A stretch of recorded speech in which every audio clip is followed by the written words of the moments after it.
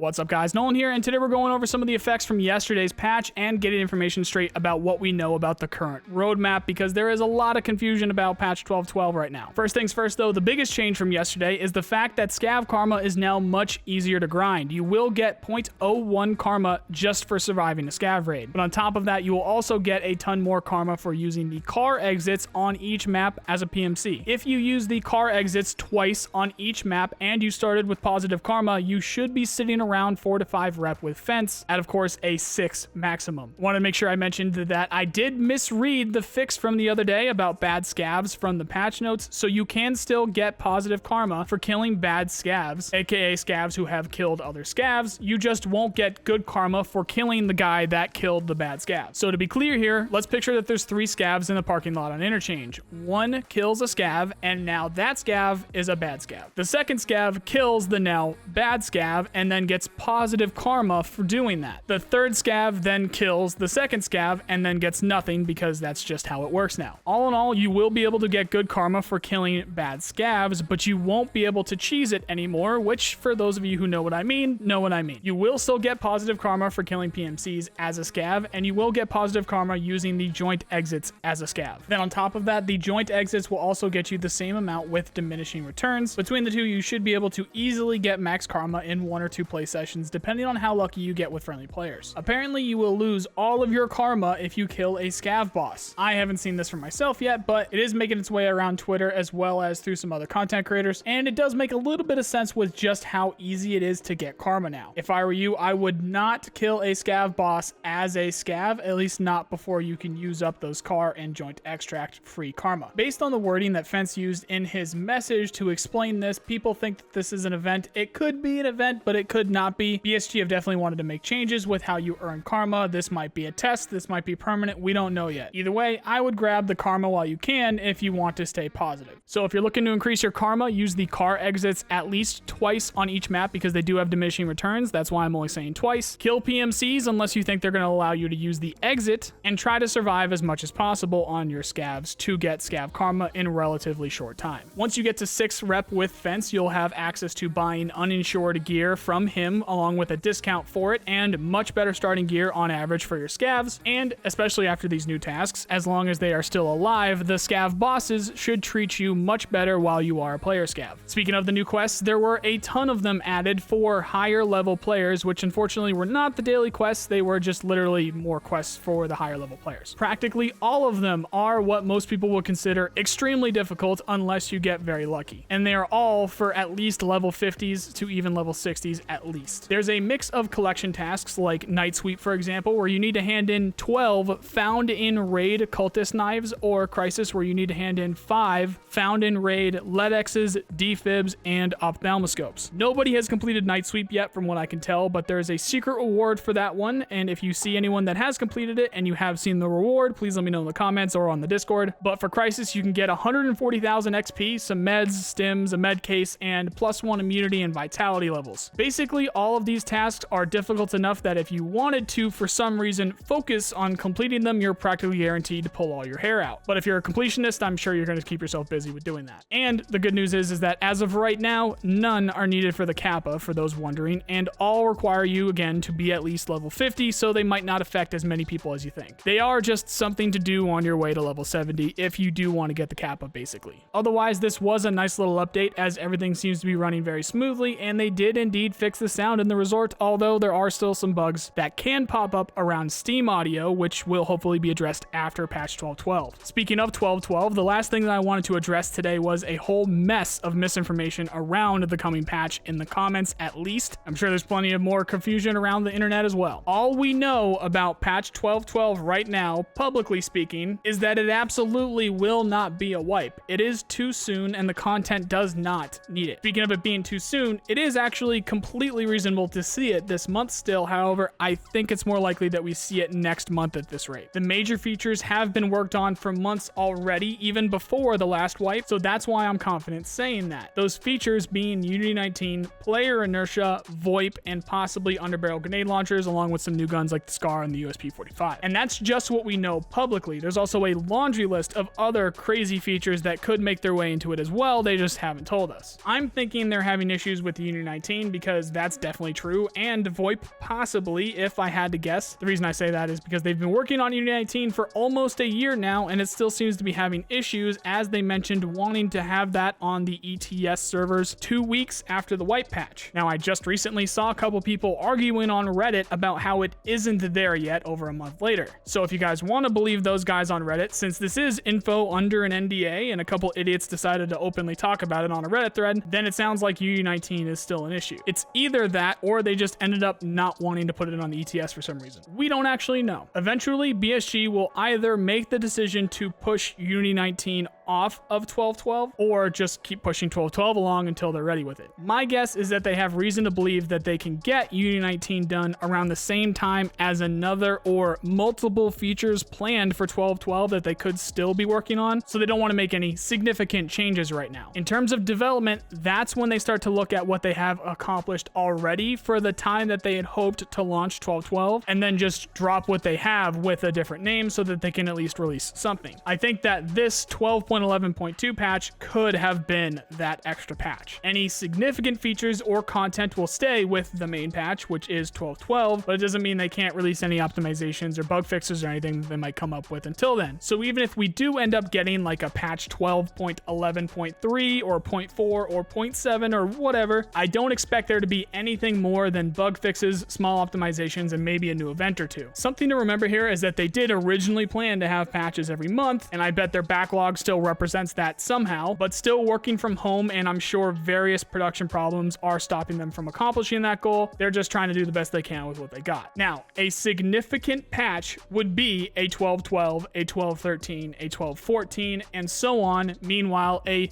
major release patch, like something that they would wipe on, would be something like a patch 13. And no, that's not 12.13, that's just 13. And in case you didn't know, that is the Streets patch. That is patch 13. It's also likely not going to happen until the spring or summer at this rate. It's been several months now since we got a proper update from BSG on all of this, so hopefully we see something soon, but that's really all we can ask for these days. And that's it for today, guys. There is potential for a Tarkov TV along with some Lighthouse leaks soon. Once I hear anything, I will of course let you know, but until then, if you're looking for people to play with, you can check out our Discord. For the latest Tarkov news, you can check out these playlists here. If you like this video, then you know the drill. Please subscribe. I really appreciate the people who do. Otherwise, I hope you have a nice day. See you guys.